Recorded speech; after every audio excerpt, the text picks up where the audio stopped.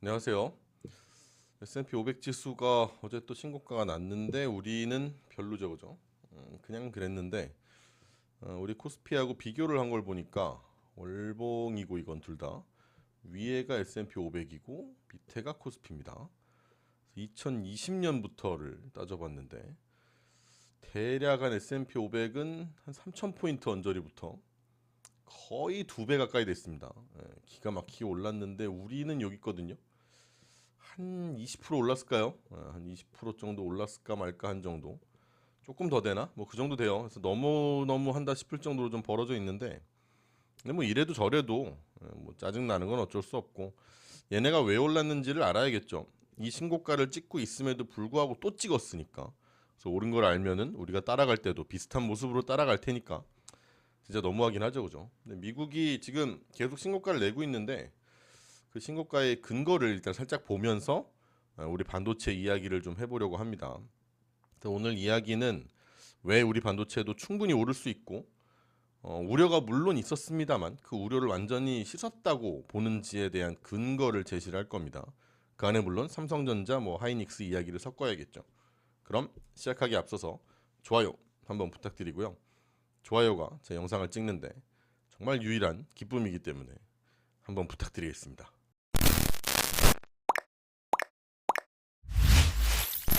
일단 이렇게 오른 것의 가장 큰 이유는 뭐 오늘 뭐 경제 지표 이야기를 쭉 설명은 안 할 겁니다. 왜냐하면 너무 늘어질까 봐. 오늘은 다른 이야기를 할 거니까. 근데 요새 경제 지표가 꽤 괜찮고 또 은행주들의 실적이 잘 나오면서 경제가 연착륙할 수 있다는 경기가 연착륙할 수 있다라는 기대가 되게 높아졌습니다. 근데 경기가 연착륙한다는 기대가 커지는 것만큼 사실 AI 시장, 뭐 성장주 이런 쪽에 대해서는 이제 관심을 꾸준히 가져도 되는 거 아니냐라는 사람들의 생각이 이제 이어지고 있다라는 건데, 근데 한편에서 보면 또 금리 인하가 이제 생각보다는 좀 느려지는 거 아니냐라고 이제 걱정을 하시는 분들이 있는 것도 압니다. 왜냐하면 이제 어쨌든 이 금리 인하라는 게 이렇게 팍팍 진행이 될 줄 알았는데 이게 아니고 한번 팍 떨어지고 그 다음에 좀 뭔가 천천히 이제 금리 인하가 될 거라고 생각하는 요 순간에 시중 금리는 좀 올라가거든요. 근데 이제 시중 금리가 올라가게 되면 결국은 이 성장주에는 타격이 될 수 있는 그런 공식 같은 게 있죠, 그죠? 근데 그런 걱정이 있지만 이게 금리 인하 속도가 느려진다고 그때 잠깐 나타나는 이 시중금리의 상승이 성장주에 타격을 줄 정도는 아니라고 사람들이 느끼니까 이렇게 되는 걸 겁니다. 그러니까 요새 엔비디아도 또 계속 오르고 있는 거를 우리가 볼 수가 있죠. 요게 엔비디아인데 뭐 신고가 내고 또 한동안은 이제 엔비디아 뭐 별거 아니다 끝났다 뭐 이런 식으로 얘기했지만 언제 그랬냐는 듯이 또 이제 올라갔는데, 그럼 이제 오늘 이 관련해서 진짜 주제인 이 AI 산업이 더 갈 수 있다. 거기에 연관되어 있는 게 우리 반도체니까 그 얘기를 좀 해볼 겁니다.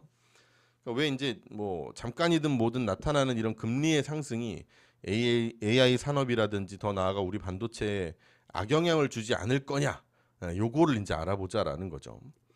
자, 그럼 왜냐?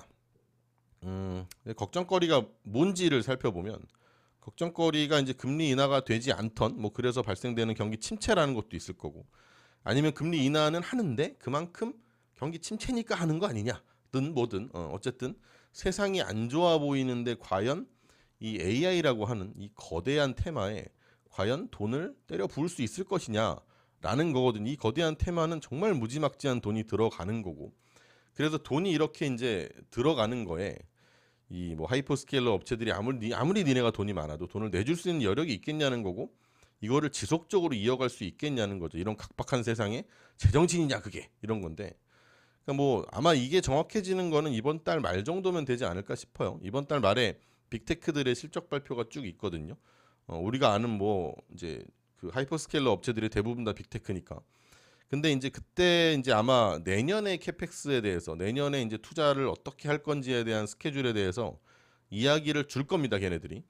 뭐 안 줘도 힌트는 줄 건데 아마 이야기를 할 것 같아요. 그러니까 내년에 이제 얼마를 투자할 겁니다라는 거를 대부분 이제 한 3분기 정도에 발표를 해 주거든요. 그러니까 3분기 끝나고 이제 4분기에 접어들었을 때 3분기 실적 발표하면서 내년에 돈을 얼마 정도 쓸 것 같아요. 이런 얘기를 미리 해놓는단 말이죠. 물론 전망치긴 합니다만 그래도 이제 사측에서 나오는 얘기이기 때문에 꽤 믿을만 하겠죠. 투자를 더 늘릴 거다, 뭐 줄일 거다, 뭐 이런 얘기들을 해주거든요. 근데 이 이야기를 해주면 이제 그때 가서는 이제 만약에 더 많이 할 겁니다, 뭐 비슷하게 할 겁니다, 뭐 이런 얘기를 하면은 의심이 좀 줄어들겠지만 아직은 아니니까 이달 말까지는 결국은 의심이 된다 이거죠, 그죠? 그러니까 AI 뭐 또 반도체에 대해서 부정적으로 이야기를 하는 사람들은 너네가 과연 돈을 더 부을 수 있을 거냐? 그럴 리가 없다 이거거든요, 사실은. 근데 생각해 보면 말이에요. 경기하고 이 하이퍼스케일러 기업들의 투자하고는 사실은 별로 그렇게 큰 상관이 없습니다. 요걸 보면 이건 이제 구글의 캐펙스하고 미국의 ISM 제조업 지수를 나타낸 그래프입니다. 그래서 검정색은 캐펙스고 이 무슨 색이야? 황토색? 네, 금색이라고 할게요. 금색은 ISM 제조업 지수인데 뭐 제조업이 이제 떨어질 때는 경기가 좀 하강하는 때일 거고 올라갈 때는 이제 경기가 좀 좋아지는 때일 거고 또 나빠지는 때일 거고 좋아지는 때일 거고 뭐 이렇게 했죠, 그죠? 근데 구글의 투자라는 건 이 캐펙스는 계속해서 올라갑니다, 그죠? 계속 올라가요. 그러니까 ISM 제조업 지수가 꺾이든 세상이 흉흉해지든 뭐 좋아지든 흉흉해지든 좋아지든 어쨌든 주구장창 늘어난단 말이죠. 언제 줄었냐를 보니까 한 2022년 들면서 쫙 올라갔다가 뚝 떨어지죠, 그죠? 요때 가서 줄어듭니다. 그리고 물론 다시 늘어나지만 어쨌든간 좀 그래도 딱 눈에 띄게 줄어든다라는 때는 2022년 정도 되는 거거든요. 그 전까지는 경기가 박살이 나도 사실 이 ISM 제조업 지수가 2018년 이후부터 쭉 빠져가지고 뭐 코로나 맞고 이럴 때 있잖아요. 그때도 사실은 상관없이 투자를 이어갔거든요. 그럼 이게 뭐에 대한 투자였냐? 구글의 이제 클라우딩 서비스에 대한 투자가 가장 많은 부분을 차지한 시절인데 구글 클라우드가 나온 게 2008년 뭐 이럴 때입니다. 2008년에 나와서 투자를 막 하다가 그러다가 2022년 언저리 돼서 줄었죠. 그죠? 이때 2022년까지 계속 투자는 늘었거든요. 그럼 이게 자그마치 14년입니다. 14년. 그죠?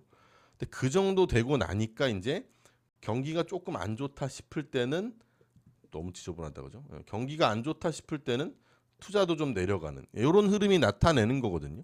그 전에는 경기가 뭐 내려가든 올라가든 내려가든 올라가든 그냥 계속 올리다가 투자를 그러다가 이제 22년 정도 되니까 그때 가서 경기가 좀 나빠진다 싶을 때 투자를 줄이는 거죠. 근데 그 전에 안 줄였다는 거예요. 그러면 야 2022년에는 왜 줄였냐? 저것도 뭔가 문제가 있는 거 아니냐? 뭐 그럴 수 있는데 2008년부터 해서 말씀했다시피 2022년까지 이 자그마치 14년입니다. 그죠? 14년의 기간이면 2008년부터 투자한 게 14년까지면 클라우딩 서비스에 대해서 어느 정도 사업이 그래도 궤도에 좀 올려놓은 거죠. 돈을 부어서 기반을 만들어 놓은 거고 그러고 나니까 이제 흉흉할 때는 투자도 좀 줄이고 그럴 수 있는 거고 그전에는 뭐 경기가 나쁘든 뭐든 그냥 투자를 부어대는 겁니다. 일단은 이 사업이 궤도에 오를 때까지는. 근데 AI가 어때요? AI가 이제 제대로 뭐 우리 눈에 딱 들어온 게 한 챗GPT 정도는 돼야 되는 거 아니에요, 그죠? 근데 그게 얼마 안 됐죠, 그죠? 벌써 무슨 뭐 사업의 기반이 마련됐다거나 이 사업 자체가 성숙기에 들어갔다거나 접어들었다 뭐 이렇게 하기에는 너무너무 초기 구간으로 우리가 느껴지는 거잖아요, 그죠? 지금 벌써 경기가 조금 흔들린다고 투자를 줄여? 그건 너무 간 생각이라는 거지. 얘네의 스타일이 이 사업이 궤도에 오를 때까지 이 테크 쪽은 일단은 부어내는 거라며 돈을. 그죠? 그 다음에 이 사업이 어느 정도 성숙기가 가고 궤도에 올려놓으면 그 다음에는 경기가 좋을 땐 돈도 좀 더 쓰고 경기가 좀 나쁠 땐 돈도 좀 줄이고 뭐 이렇게 한다라는 거죠. 근데 지금 이 AI는 아직 멀었다는 거고 그 성숙기가 올 때까지. 그죠? 근데 심지어 이제 연착륙에 대한 기대가 높아지는 시점에 내년에 하이퍼스케일러들의 투자가 줄어든다. 아니지 않을까요? 그죠? 예, 아닐 거라고 생각을 하고 그럼 야 이건 구글이니까 이건 구글 얘기를 한 거 아니냐 구글이니까 그런 거 아니야? 근데 구글만이 아니라 아마존도 보시면 물론 아마존도 어마어마한 하이퍼스케일러 업체이긴 합니다만 돈도 많고 근데 이 아마존의 캐펙스인데 얘도 봐요 2010년부터 나와 있는 그래프인데 쭉 올리죠 올리는 내내 경기는 지 혼자 왔다리 갔다리 왔다리 갔다리 그냥 올립니다 그죠? 그리고 결국 22년에 들면서 어느 정도 클라우드 서비스 이게 AWS라고 하는 아마존 웹 서비스라고 하는 게 이제 어느 정도 궤도에 올라온 다음부터는 경기에 따라서 조금 캐펙스를 줄이기도 하는 거죠, 그죠? 그 전에는 경기가 어떤 지금 뭐 코로나로 세상이 작살나든 그냥 주구장창 투자를 했다는 거 비슷하죠, 그죠? 거의 똑같아요 생긴 건. 그러니까 이번 AI 사이클의 투자도 벌써 줄인다를 뭐 한다고 하기에는 너무 이른 그런 논쟁이 아닌가라고 생각하는 거예요. 이게 첫 번째고. 그럼 투자는 안 줄일 것 같고 두 번째로 야, 재고가 엄청나게 쌓인다는데 이 반도체 재고 엄청나게 쌓인다는데 이건 어떡하냐? 안 팔리는 건 어쩔 거냐라는 거예요. 이건 이제 DDR4하고 DDR5의 최근 가격들인데 DDR4가 이제 약간 금색류고 DDR5가 약간 무채색류, 회색류입니다.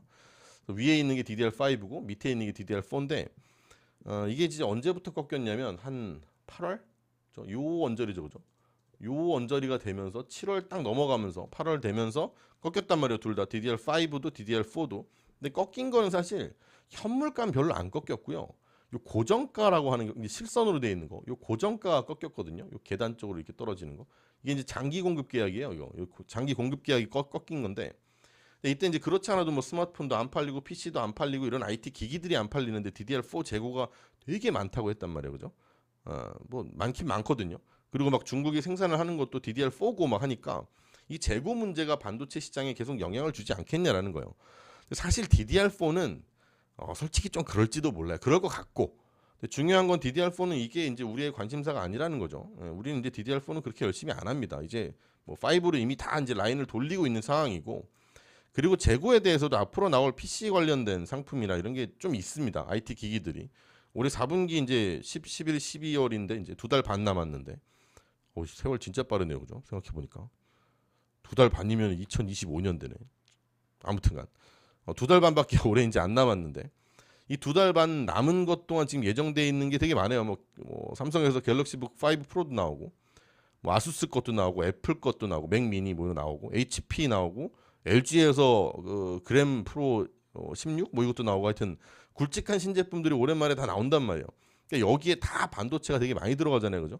근데 여기에 들어가는 반도체는 원래 신제품이 나오기에 한 서너 달 전부터 재고를 쌌습니다. 그래서 아마 이 재고를 이미 쌓아놨던 것들이 영향이 좀 있는 거고 연말이 되면 한 11월만 돼도 반도체 가격은 다시 이제 소진이 되면서 오르기 시작할 거거든요. 그럼 어차피 서버 수요는 확실하다는 걸 우리가 알고 있는 상태고 서버 쪽은 충분히 수요가 확실하다라는 걸 알고 있고 IT 기기들 쪽에서가 이제 문제가 될 텐데 이 IT 기기들 쪽에서는 지금은 재고를 쌓는 기간이었고 이제 소진이 되는 기간이 한 10월 말부터 11월 정도라고 생각을 한다면 그때 이제 신제품들이 막 나오기 시작하면서 재고가 소진되고 반도체 가격이 오른다 했잖아요. 공식같이 오르는 거니까 너무 걱정을 안 해도 된다라는 거죠. 적어도 피해를 줄 그런 상황은 지나갈 거다라는 거예요. 게다가 DDR5는 진짜 괜찮다는데 좀 걱정되는 게 DDR4지만 말씀드렸다시피 우리가 열심히 하는 분야도 아니고 DDR4는 이제 재고를 시켜야 되는 그런 상황이고 DDR4 전부 이제 라인 뭐 5로 돌리고 뭐 하고 있는 상황이니까 우리가 그것 때문에 발목 잡히고 이러는 건 별로 없을 거라는 거죠. 중국이 따라오는 속도가 엄청 무시무시하다고 하는데 맞습니다만 지금은 아직 멀지 않았나라는 거고. 근데 그래도 외국인들이 이렇게 팔고 있는데라는 생각이 좀 들죠. 그럼 이렇게 파는데 이걸 사도 되냐? 그래도 기관 외국인을 따라가야 되는 거야. 특히 이제 외국인을 따라가는 게 맞지 않냐라고 할 수 있겠지만 이거는 이제 우리나라 자체의 문제가 더 크다고 저는 생각을 합니다. 뭐 여기 안에서 이제 지금 이게 삼성전자, 요게 코스피, 요게 까만 게 하이닉스 이렇거든요. 근데 하이닉스만 하더라도 물론 이제 뭐 외국인이 지분을 줄이긴 했습니다만 24년 한 5월 수준까지 올해 5월 수준까지 이제 지분율이 떨어진 거고 삼성전자는 작년 정도 되네요, 그죠? 작년 정도로 떨어졌네. 어쨌든 그렇고 근데 코스피만 봐도 코스피가 여기 있거든요. 여기 있어요. 그러니까 올해 완전 초? 그 수준까지 떨어졌단 말이에요. 그러니까 전체 우리나라 코스피 시장 자체에서의 외국인이 떠난 거라서 사실 이게 뭐 단순 반도체만의 문제냐? 이게 잘 모르겠다라는 생각이에요. 그리고 이 외국인들이 사실 제일 많이 원래 갖고 있는 게 반도체란 말이에요. 근데 한국을 떠나는데 뭘 팔아야 돼요? 제일 많이 갖고 있는 걸 팔아야겠죠, 그죠? 제일 많이 들고 있는 것부터 팔아야 지분율이 툭툭툭 떨어진단 말이에요. 걔네도 한국을 버릴 생각이었을 거고. 근데 이 상황은 이제 반전된다고 보고 있고 반전이 됐을 때 과연 다시 반도체를 사줄 것인가 이게 문제인 거거든요. 근데 지금까지 판 건 문제가 안 돼요. 그건 그럴 뿐이고 이제 앞으로 다시 반도체를 사줄 것인가에 대해서 오늘 제가 말씀드린 것처럼 이건 충분히 가능하다. 반도체의 시간은 전혀 지나가지 않았다라는 얘기를 드리고 싶은 거고 오히려 반도체의 시간은 금방 다시 온다. 잠깐 쉬었던 것뿐이다라고 생각을 하는 거거든요. 그래서 이제 오늘 이야기를 드린 거고 분위기 반전될 때 그것도 엄청 가깝잖아요, 그죠? 뭐 11월이면 되니까 그때 외국인이 선택할 게 반도체를 빼고 갈 가능성은 뭐 거의 없어졌다. 이렇게 보면 되지 않을까 싶습니다. 자, 이렇게 해서 오늘 조금 얘기가 주절주절 길어지긴 했는데 어쨌든 여기까지 하고 오늘도 끝까지 들어주셔서 감사합니다. 좋은 하루 되세요.